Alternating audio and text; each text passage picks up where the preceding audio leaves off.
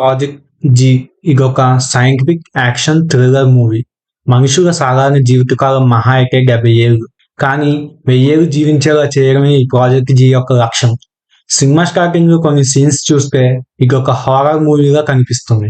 కానీ సినిమా నెమ్మదిగా ప్రోగ్రెస్ అయ్యే కొద్దీ ప్రాజెక్ట్ జీ అనే కొత్త కాన్సెప్ట్ గురించి మనకు తెలుస్తుంది.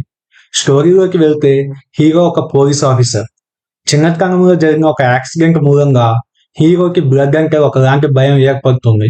బ్లడ్ ను చూసిన ప్రతిసారి విపరీతమైన స్ట్రెస్ కు యాంగ్జైటీకు గురవుతారు.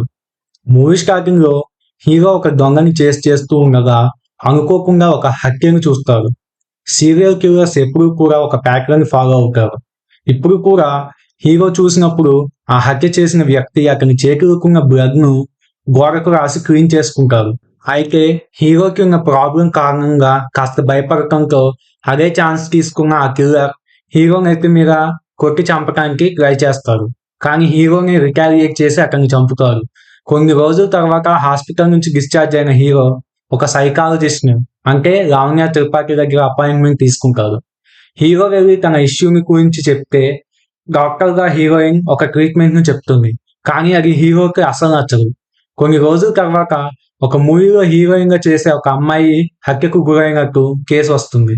అయితే అక్కడికి వెళ్ళిన హీరోకి ఇంతకు ముందు కనిపించిన అటాక్ ప్యాటర్న్ ని కనిపించడంతో షాక్ అవుతారు. తర్వాత అతని ప్రాబ్లం మళ్ళీ అతన్ని అటాక్ చేయడంతో క్రైమ్ సీన్ నుంచి వెళ్ళిపోతారు.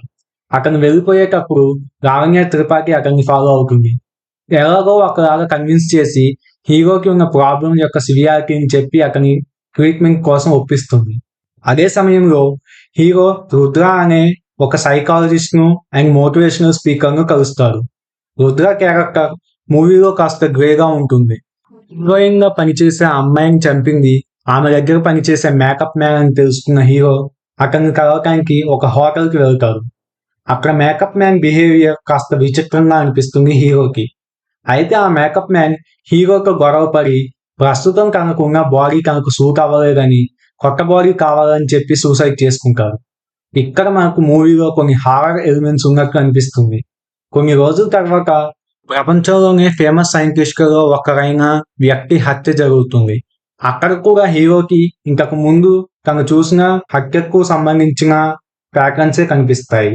అయితే హీరోకి అసలు ఏం జరుగుతుందో అర్థం కాదు.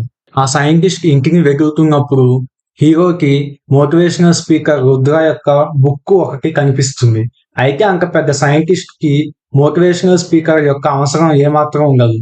అందువల్ల హీరోకి రుద్ర మీద అనుమానం వస్తుంది. అతన్ని ఎంక్వైరీ చేయడానికి అతని ఆఫీస్కి వెళ్ళినప్పుడు ఇంతకు ముందు మేకప్ మ్యాన్ ఎలా అయితే బిహేవ్ చేశారో రుద్ర కూడా అలాగే బిహేవ్ చేస్తారు. దాంతో హీరోకి అతని మీద అనుమానం పెరుగుతుంది. అతన్ని ఎలాగైనా పట్టుకోవాలని చెప్పి ట్రాప్ చేసి మరీ పట్టుకుంటారు. కానీ రుద్ర చాలాసార్లు ఆత్మహత్య చేసుకోవడానికి ప్రయత్నిస్తారు. దానికి కారణం ఏంటో తెలియదు. అయితే హీరోకి వీరందరికీ సంబంధించిన ఒక కామన్ పాయింట్ ఉంటుందని చాలా రీసెర్చ్ చేసిన తర్వాత ఒక కంపెనీ గురించి తెలుస్తుంది. ఆ కంపెనీలో పనిచేసే ఒక సీనియర్ సైంటిస్ట్ హీరోకి ప్రాజెక్ట్ జీ అంటే ఏంటి, ఇన్ని హత్యలు అసలు ఎవరు చేశారు, ఎందుకు చేశారు, అలాంటి విషయాలన్నింటినీ డీటెయిల్ గా వివరిస్తారు. అవన్నీ చూడాలంటే మీరు మూవీ చూడాల్సిందే. దీన్ని మీరు అమెజాన్ ప్రైమ్ లో చూడొచ్చు. దీనికి IMDb రేటింగ్ 7.2 ఉంది. ఈ వీడియో కనుక మీకు నచ్చితే లైక్, షేర్ అండ్ సబ్స్క్రైబ్ చేసుకోండి.